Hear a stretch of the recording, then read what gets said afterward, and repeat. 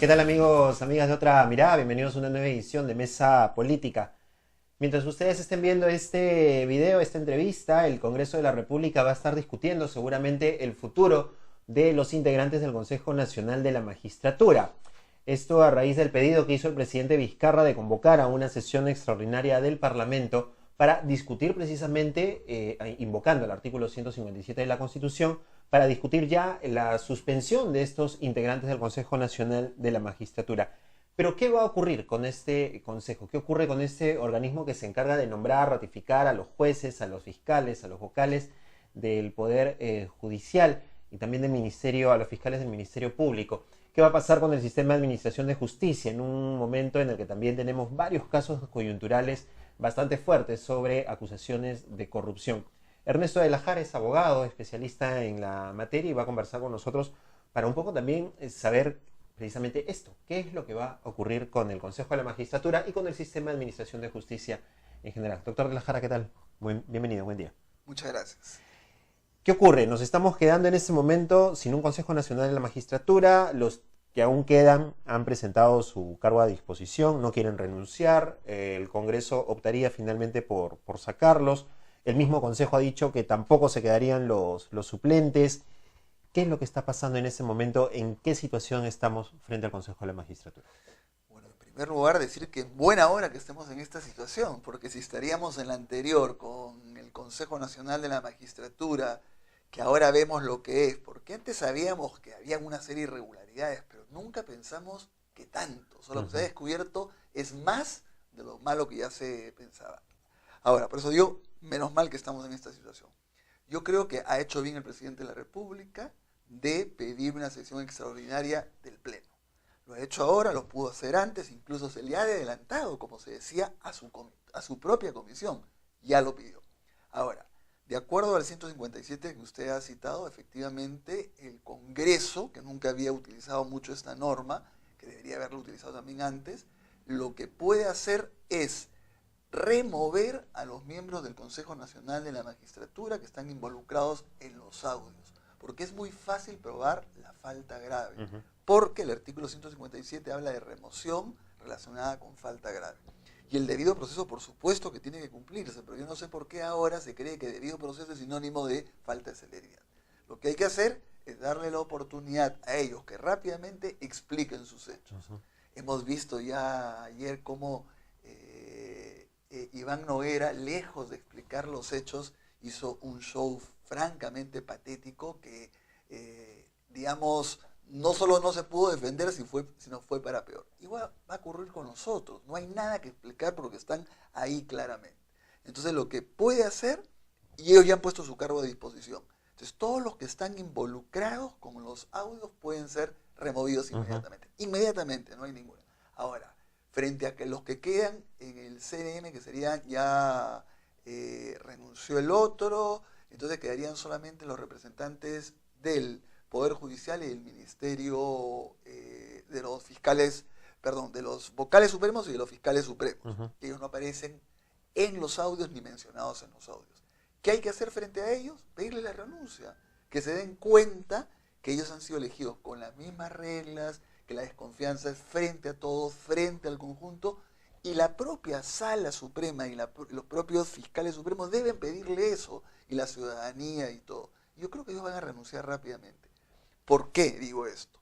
Porque si nos quedamos con ellos dos, entran los suplentes frente a los otros 5, yo diría, me atrevería a decir que estamos peor. Que estamos peor. Entonces, una vez que se salgan los otros dos, hay que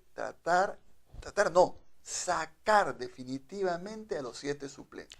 Una de las dudas que existe tiene que ver con este término que utilizó usted del debido proceso. El Congreso de la República sesiona, el Pleno sesiona, va a discutir este tema, pero paralelamente hay una investigación que está, o un proceso que también está haciendo la Comisión de Justicia. ¿Ambos procesos van de forma paralela o simplemente ya cuando el Pleno se reúne lo de la Comisión de Justicia no tendría razón de ser? A ver, en primer lugar, son casos que se han aplicado muy pocas veces. El caso del Consejo Nacional de la Magistratura ha sido en el caso de Anaya. Entonces no hay reglamentos, protocolos. Yo creo que por las circunstancias sería absolutamente absurdo que se diga que primero tiene que pasar todo un proceso en la Comisión de Justicia, demostrar la doble instancia. Yo creo que todo debería hacerse en el Pleno rápidamente. Eso es posible. Como todo el mundo dice ahora, si pensaban hacer una vacancia entre el pedido y 4 días, imagínense cómo no se va a poder remover a un miembro del Consejo Nacional de la Magistratura que sale cometiendo no solamente irregularidades, sino delitos en un audio. ¿No es cierto? Que además, desde el punto de vista jurídico, el aparecer en un audio es flagrancia. O sea, que es un elemento de flagrancia. Ya no vale el tema de que argumentaban ellos que es una conversación privada, que los han interceptado, que hay toda una ilegalidad, que obviamente ya sabemos que no es ilegal el tema porque está autorizado por el juez. Ya no queda este asunto de la conversación privada. Bueno, en primer lugar, por lo que ha dicho, ¿no? Está claro que acá ha habido un pedido fiscal y ha habido una orden del juez, y en segundo lugar, a la hora de estar persiguiendo a esta organización criminal, se han encontrado nada menos que con las autoridades. Pero a la vez, hay mucha jurisprudencia del mismo Tribunal Constitucional y el sistema interamericano por el cual se dice que lo que se debe investigar son a los que chuponean ilegalmente.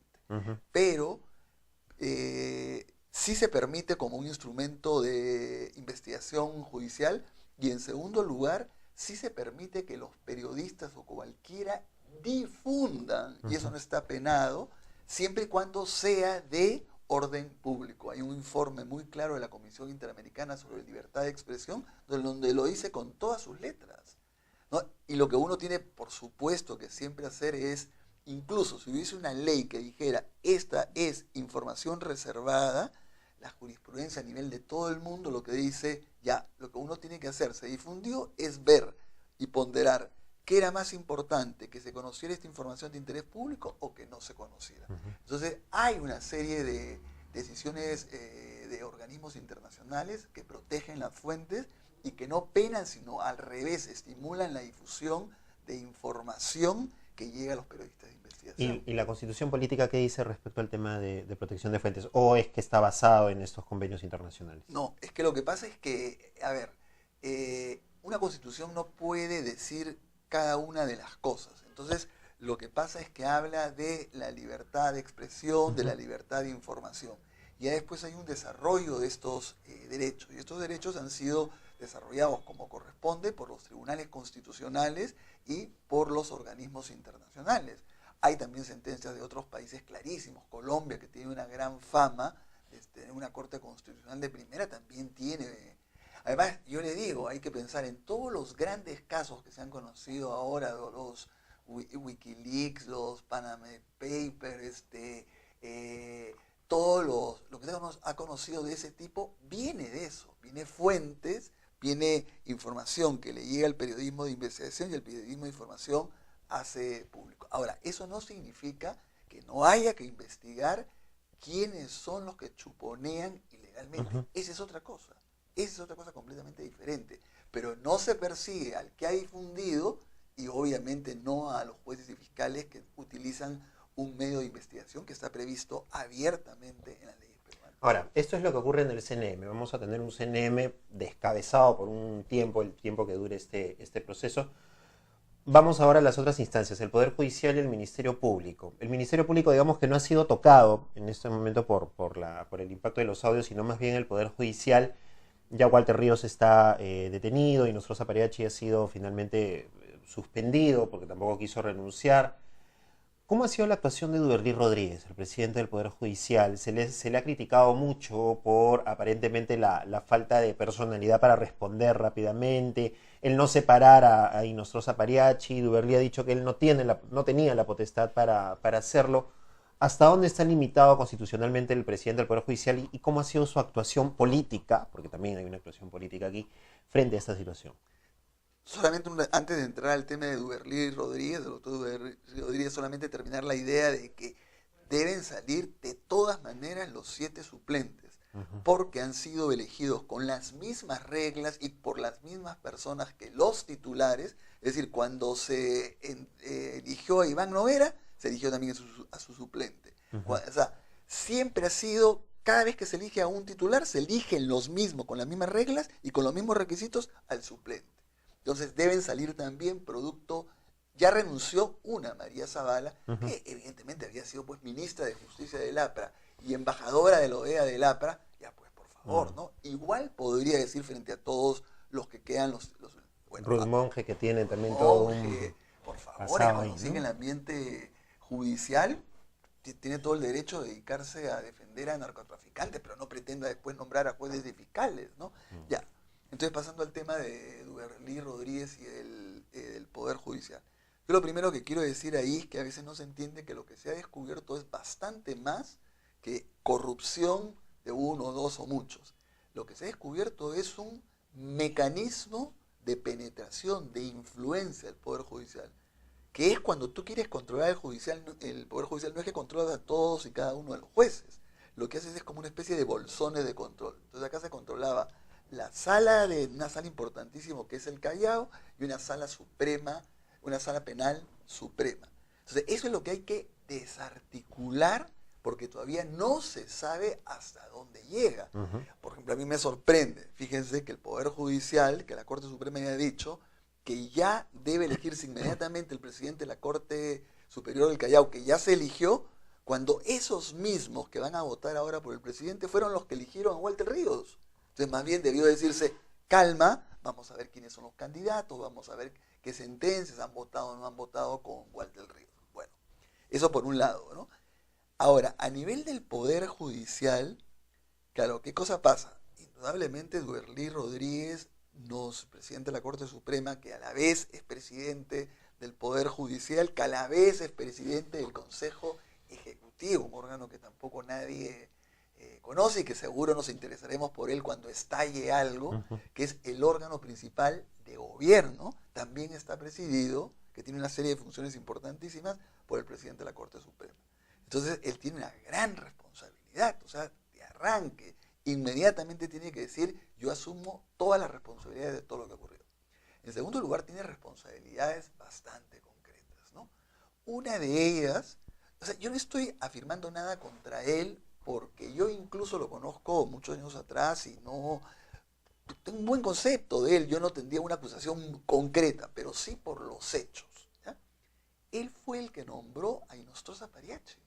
Es decir, recuerden que hay una sala penal permanente y después había una sala penal transitoria y después se creó una segunda sala penal transitoria.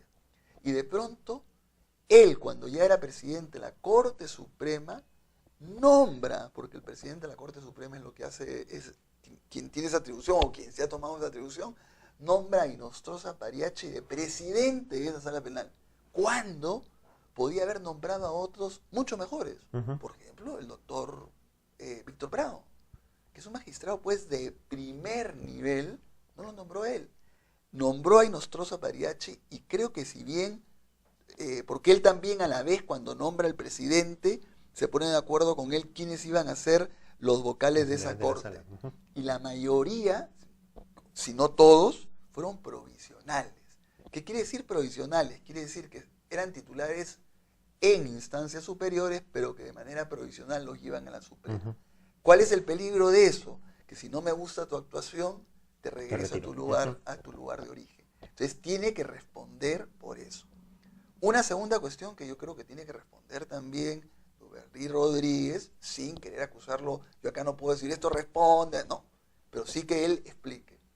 Él desde el primer momento le puso la puntería a la Sala Penal Nacional. ¿Qué cosa es la Sala Penal Nacional? Es el sistema anticorrupción que hace más de 20 años viene luchando contra el crimen organizado, que es coordinado por Inés Villa, que viene desde la época del sistema anticorrupción. Montesinos la destituyó de donde estaba, ¿no es cierto? Porque es una juez muy correcta, tiene más de 20 años y de pronto aparece en unos decretos legislativos, entre líneas, en unos dispositivos chiquititos, transitorios, la creación de un nuevo sistema de anticorrupción especializado en delitos de corrupción de funcionarios. Entonces, eso también hay que decir, ¿qué pasó? ¿Por qué de pronto le quiso quitar todos los casos a esta Sala Penal Nacional que había demostrado ya probidad, experiencia, y ponerlo en un lugar que estaba comenzando, recién ha cumplido un año? Y lo otro peor, planteó que fuera el Consejo Nacional de la Magistratura el que revisara los nombramientos de la Sala Penal Nacional. Es decir, Inés Villa, el juez Concepción Carhuancho, debían sentarse frente a todos los miembros del CNM que habremos visto lo que eran en los audios, tendrían que haberse sentado para ver si aprobaban o no aprobaban a una jueza como Inés Villa o sea, ese tipo de cosas que tendría que explicar. Tiene que explicar. Bueno, como ya se terminó el Mundial, pero usando el término futbolístico, si no es gol, al menos choca el palo, ¿no? Entonces hay varias cosas que tendría que resolver y que explicar Duberry Rodríguez. Don Ernesto, muchas gracias por estar con nosotros. Habrá oportunidad. El tema va a seguir, va a continuar seguramente en las próximas semanas y podremos seguir conversando sobre esos temas e ilustrarnos también un poco sobre cómo son estos procedimientos que son importantes también que los ciudadanos vayamos conociendo. Muchas gracias. Muchas gracias por la invitación. Ya saben que pueden encontrar esta entrevista en nuestra página web www.otramirada.p y nos encuentran también en Facebook y Twitter como Otra Mirada.